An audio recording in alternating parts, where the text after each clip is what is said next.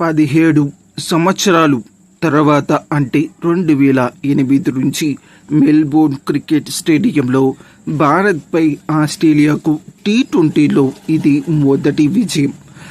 ఈ మ్యాచ్లో మొదటి బంతి నుంచి ఆస్ట్రేలియా పూర్తి ఆధిపత్యం చెలాయించింది.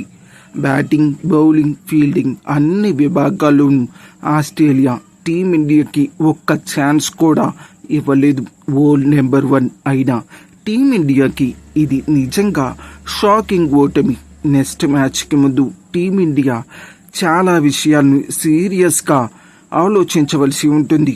ఈ ఓటమి నుంచి టీమిండియా ఎలా బయటపడుతుందో చూడాలి. ఇప్పుడు ఈ మ్యాచ్లో టీమిండియా ఎలా ఓడిపోయిందో తెలుసుకుందాం. టాస్ గెలిచి బౌలింగ్ ఎంచుకున్న ఆస్ట్రేలియా ఎంసీసీ పిచ్ని భారత్ బ్యాటర్లకి చిక్కులమయంగా చేసింది.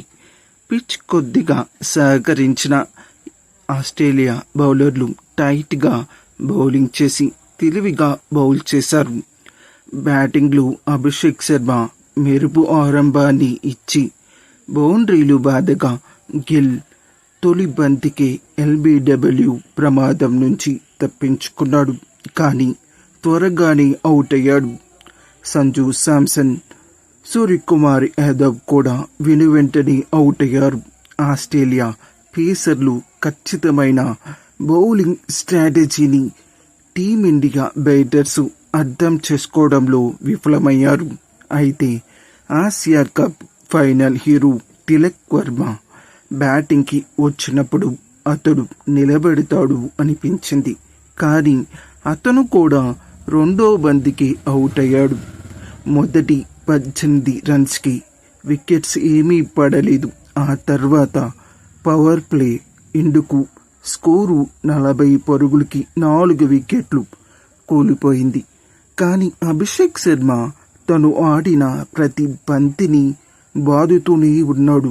ఇంకొక వైపు నుంచి మిచెల్ మార్ష్ పవర్ ప్లేలోని జోష్ హెజల్వుడ్ చేత తన స్పెల్ మొత్తం ఒకేసారి వేయించాడు. ఆశ్చర్యకరంగా ఫీల్డింగ్లో ప్రతి ఆస్ట్రేలియా ఫీల్డర్ చేతిలో అయస్కాంతాలు ఉన్నాయా అన్నట్టు క్యాచ్లు పట్టారు. జోష్ బౌలింగ్లో ఇదొక మాస్టర్ క్లాస్.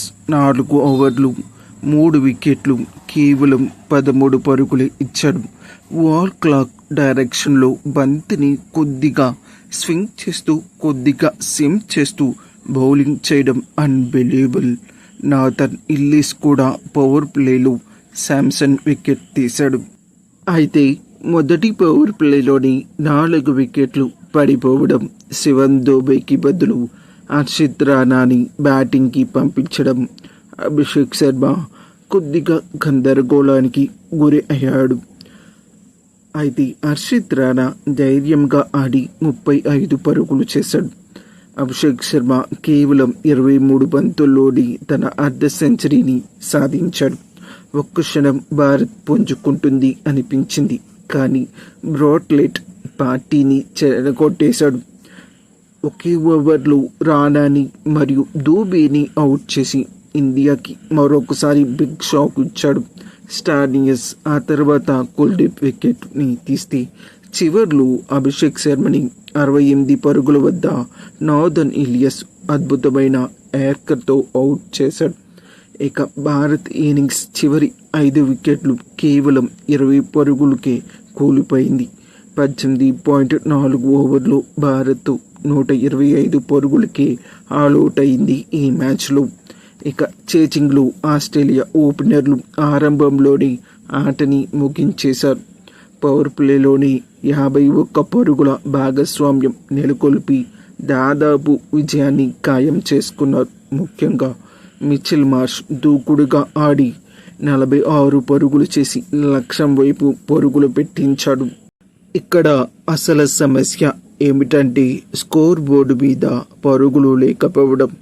మన బౌలర్లకు ఆస్ట్రేలియాపై గెలవడానికి అవకాశం దొరకలేదు. అయినా సరే మన బౌలర్లు పోరాడు. ముఖ్యంగా జస్ప్రీత్ బుమ్రా కొత్త బంతితో బాగానే బౌలింగ్ చేసిన కీలకమైన వికెట్ని పొడగట్టలేకపోయాడు. తొలి ఓవర్లోనే దెబ్బతిన్న కుల్దీప్ యాదవ్ ఆ తర్వాత పుంజుకొని 2 వికెట్లు సాధించాడు.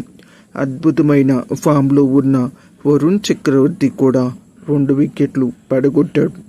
మరో పాజిటివ్ పాయింట్ ఏంటంటే తన సెకండ్ స్పెల్లో తిరిగి వచ్చిన జస్ప్రీత్ బుమ్రా 2 బంతుల్లో 2 వికెట్లు పడగొట్టడం. చివర్లో ఆస్ట్రేలియా 112కి 3 వికెట్ల నుంచి 124కి 6 వికెట్లు పడిపోయాయి. అప్పటికి ఆస్ట్రేలియా గెలుపు దాదాపు నిర్ణయం అయిపోయింది. మొత్తానికి ఇది ఆస్ట్రేలియాకు తిరుగులేని విజయం. ఈ సిరీస్లో ఆస్ట్రేలియా లాంటి క్వాలిటీ టీంకి గట్టి పోటీ ఇవ్వాలి అంటే మన బ్యాటర్లు ఇంకా ఎక్కువ కష్టపడాలి. నెక్స్ట్ మ్యాచ్లో టీమిండియా ఎలా పుంజుకుంటుందో చూడాలి.